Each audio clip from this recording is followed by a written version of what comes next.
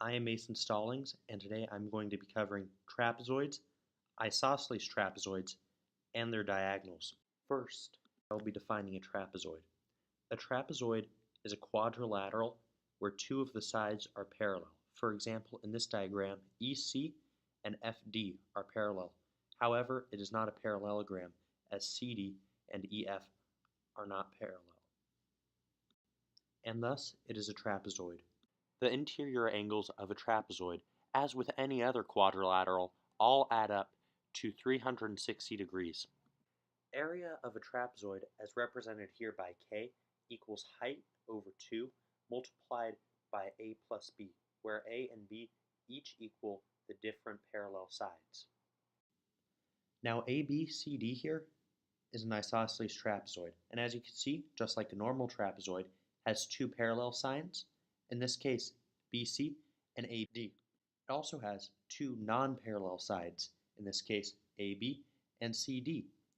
Now what makes it isosceles is that it is symmetrical. Isosceles trapezoids are symmetrical over the axis of symmetry, which is shown by the green line in this GeoGebra demonstration. As it is symmetrical, we know certain things to be true. First of all, we know that AB equals CD, as they are both the reflection of each other over the axis of symmetry.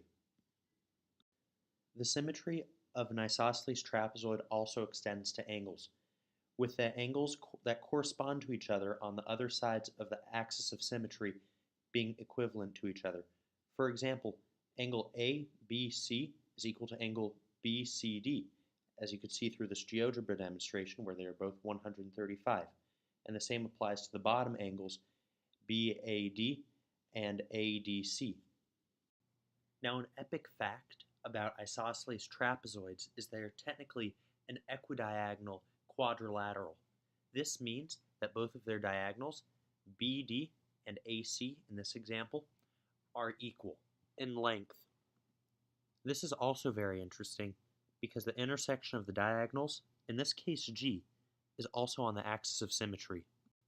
Another epic fact about isosceles trapezoids is that the ratio of length in which each diagonal is divided by the other is equal to the ratio of the parallel sides. For example, in this trapezoid, AG, which is this segment, over GC, which is this segment, is equal to DG over GB.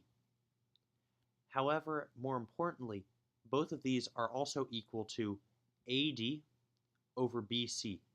You can clearly see this relationship in the box in the corner of this image, where the different diagonals, their lengths, and the corresponding sides are clearly shown in the diagram.